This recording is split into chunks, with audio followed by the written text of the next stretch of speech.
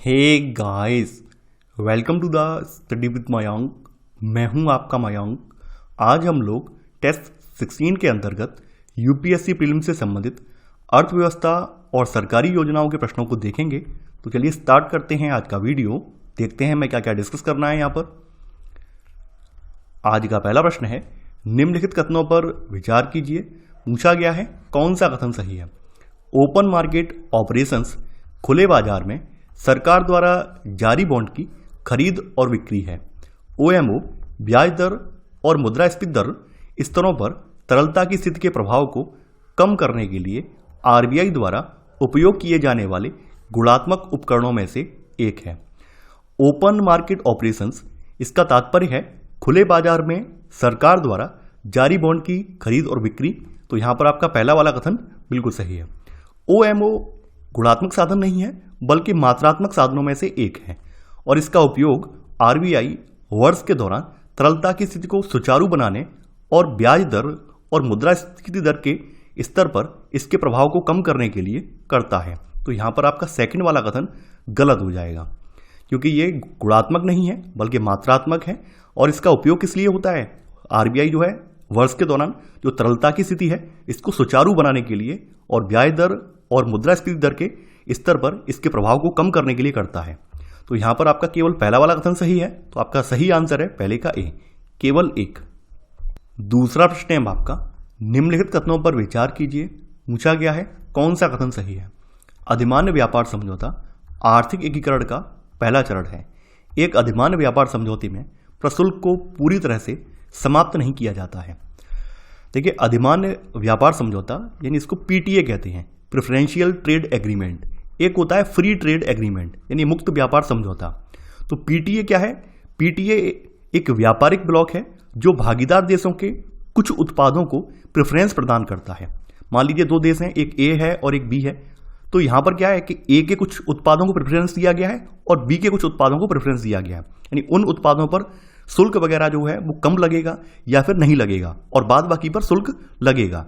तो PTA FTA से कुछ इस तरह से डिफर है। एफटीए में क्या है कि पूरी तरह से मुक्त व्यापार समझौता है। पीटीए में क्या है कि कुछ चीजों को हमने जो है प्रेफरेंस दे दिया है, उन पर शुल्क नहीं लेंगे और बाद बाकी पर हम शुल्क लेंगे। तो यहां पर आपका पहला वाला कथन बिल्कुल सही है। अधिमान्य व्यापार समझौता आर्थिक एकीकरण का पहला चरण है। सेकंड वाला भी सही है। एक अधिमान्य व्यापार समझौते में प्रशुल्क को पूरी तरह से समाप्त नहीं किया जाता है। तो यहां पर आपका एक और दो दोनों ही कथन सही हैं। तो आपका सही आंसर है सेकंड का सी, एक और दो दोनों। तीसरा प्रश्न है आपका, ग्रामीण उजाला कार्यक्रम के संबंध में कौन सा कथन सही है। इस कार्यक्रम के तहत शहरी और ग्रामीण दोनों क्षेत्रों में उच्च गुणवत्ता युक्त एलईडी बल्ब वितरित किए जाएंगे। कार्यक्रम को पूरी तरह से कार्बन क्रेडिट के माध्यम से वित्त पोषित किया जाएगा और यह भारत में इस तरह का पहला कार्यक्रम है। जैसा कि नाम बता दिया गया है, ग्राम उजाला कार्यक्रम। तो ग्राम का मतलब क्या हुआ कि यह केवल ग्रामीण क्षेत्रों के लिए है, शहरी क्षेत्रों के लिए यह नहीं है। उस हिसाब से आपका पहला वाला जो कथन है गलत हो जाएगा। यह सरकार की एक महत्वाकांक्षी योजना है और इसके तहत कार्यशील पुराने जो तापदीप्त बल्ब हैं उनके बदले में मात्र 10 रुपए में ग्रामीण क्षेत्रों में एलईडी बल्बों का वितरण किया जाएगा। तो यहां पर आपका पहला वाला कथन गलत है। कार्यक्रम को पूरी तरह से कार्बन क्रेडिट के माध्यम से वित्त पोषित किया जाएगा। तो यह भी सही है और यह भारत में इस तरह का पहला कार्यक्रम होगा। तो यहां पर आपका तीसरा वाला भी सही है। यहां पर आपका सेकंड और थर्ड कथन सही है। तो आपका सही आंसर है तीसरे का सी, केवल 2 और 3। चौथा प्रश्न है आपका, निम्नलिखित कथनों में से कौन सा कच्चे तेल की भारतीय बास्केट के विषय में सही है। यह उस बेंचमार्क मूल्य को परिभाषित करता है जिस पर कच्चे तेल को भारतीय रिफाइनरों द्वारा मंगवाया जाता है। कच्चे तेल के भारतीय बास्केट का निर्णय लंदन आधारित ब्रेंट की कीमत के आधार पर किया जाता है। यह उस बेंचमार्क मूल्य को परिभाषित करता है जिस पर भारतीय रिफाइनर बाजार में पेट्रोलियम उत्पाद बेचते हैं या इनमें से कोई नहीं। कच्चे तेल की भारतीय बास्केट उस बेंचमार्क मूल्य को परिभाषित करता है जिस पर भारतीय रिफाइनरों द्वारा कच्चे तेल को मंगवाया जाता है। तो यही आपका सही आंसर है। तो आंसर है चौथे का ए वाला। पांचवा प्रश्न है आपका, निम्नलिखित कथनों पर विचार कीजिए। पूछा गया है कौन सा कथन सही है। व्हाइट लेबल एटीएम का स्वामित्व बैंक के पास होता है लेकिन इसका संचालन और रखरखाव तीसरे पक्ष को आउटसोर्स किया जाता है। ब्राउन लेबल एटीएम गैर बैंक संस्था के स्वामित्व और संचालन में होता है, जबकि नगद प्रायोजक बैंक द्वारा प्रदान किया जाता है।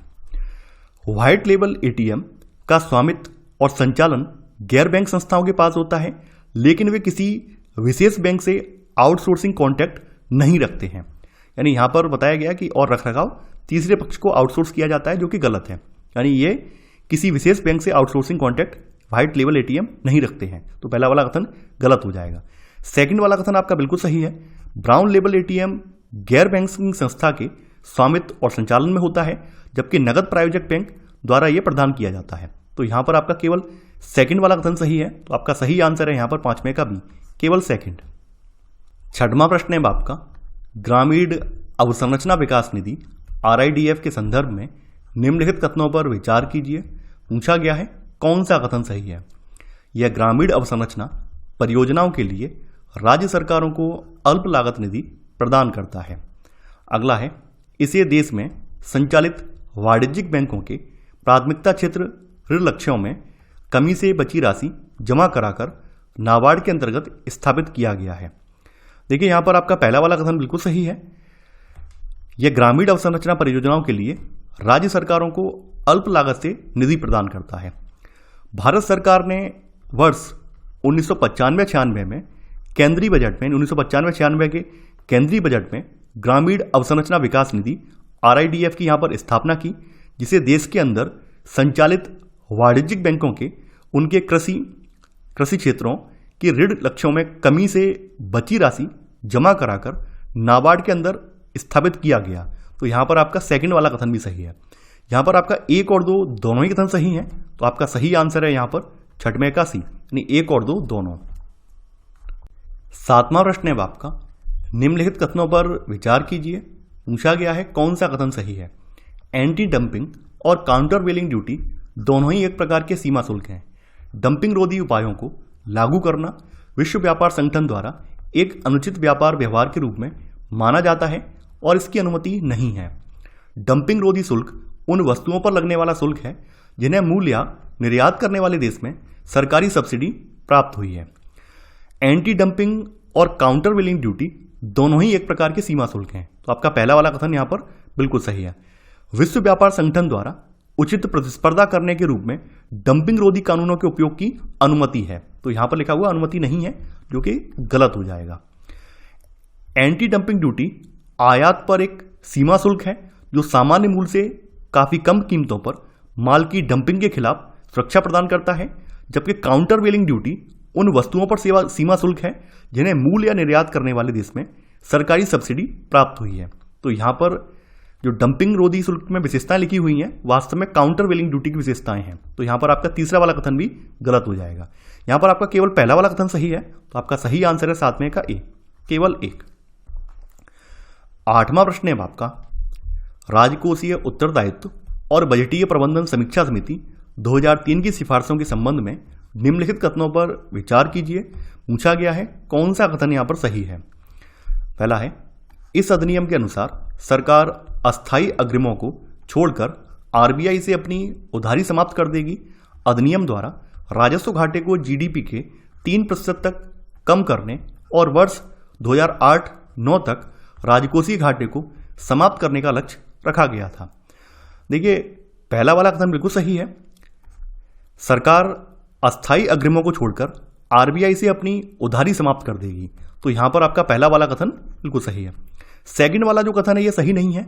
इसने राजकोषीय घाटे और राजस्व घाटे, आकस्मिक देनदारियां और कुल देनदारियों में कमी के लिए वार्षिक लक्ष्य निर्धारित करना इसमें अनिवार्य है, तो यहां पर आपका सेकंड वाला कथन गलत हो जाएगा। यहां पर आपका केवल पहला वाला कथन सही है, तो आपका सही आंसर है यहां पर 8वें का ए, केवल। 9वां प्रश्न है आपका, प्रौद्योगिकी और नवाचार रिपोर्ट 2021 के संदर्भ में निम्नलिखित कथनों पर विचार कीजिए। पूछा गया है कौन सा कथन सही है। इसे विश्व आर्थिक मंच द्वारा जारी किया गया रिपोर्ट के अनुसार भारत सीमांत प्रौद्योगिकियों में सबसे बड़े ओवर परफॉर्मर के रूप में उभरा है। इस रिपोर्ट को संयुक्त राष्ट्र व्यापार और विकास सम्मेलन यानी कि UNCTAD द्वारा जारी किया जाता है, न कि विश्व आर्थिक मंच द्वारा, तो यहां पर आपका पहला वाला कथन गलत हो जाएगा।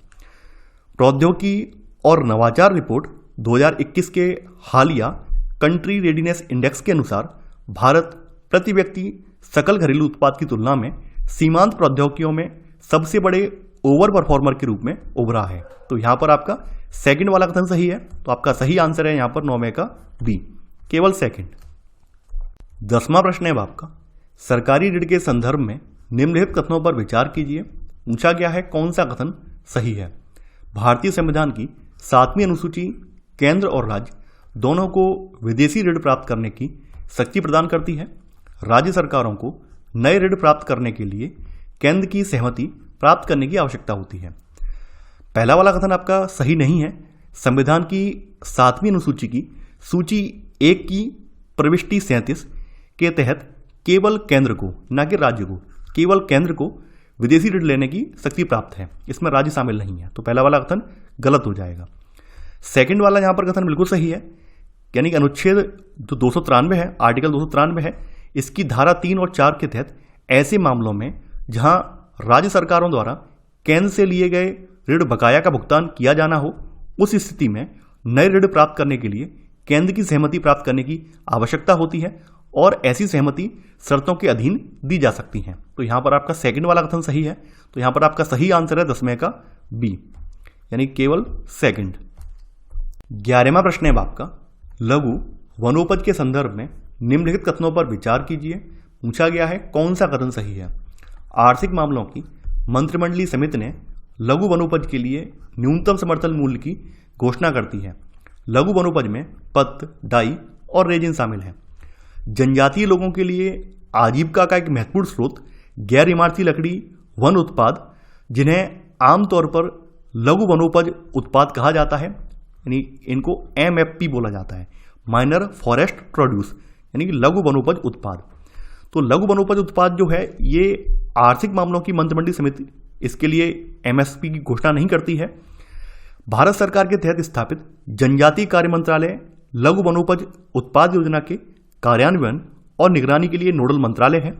जनजातीय कार्य मंत्रालय ट्राइफेड के तकनीकी सहायता के साथ, न कि आर्थिक मामलों की मंत्रिमंडलीय समिति के साथ, ट्राइफेड के तकनीकी सहायता के साथ चयनित लघु वनोपज उत्पादों के लिए न्यूनतम समर्थन मूल्य की घोषणा करता है। तो यहां पर आपका पहला वाला कथन गलत हो जाएगा। देखिए, इसमें सभी पौधों की उत्पत्ति के लिए गैर काष्ठ वनोपज निहित है, जैसे बांस, कैन, चारा, पत्तियां, गोंद, मोम, डाई, रेजिन और खाने योग्य उत्पाद के कई प्रकार, जिनमें आपके नट आ जाते हैं, जंगली फल आ जाते हैं, हनी है, लाख है, टसर आदि है, ये सब शामिल हैं। तो यहां पर आपका सेकंड वाला कथन सही है। तो आपका सही आंसर है यहां पर 11 का बी, केवल सेकंड। 12वां प्रश्न है आपका, निम्नलिखित कथनों पर विचार कीजिए। पूछा गया है कौन सा कथन सही है। कोर मुद्रास्फीति एक मुद्रास्फीति मापक है जिसमें अस्थायी मूल्य अस्थिरता को शामिल है। हेडलाइन मुद्रास्फीति एक मुद्रास्फीति मापक है जिसमें खाद्य एवं ऊर्जा कीमतें मूल्य शामिल नहीं है।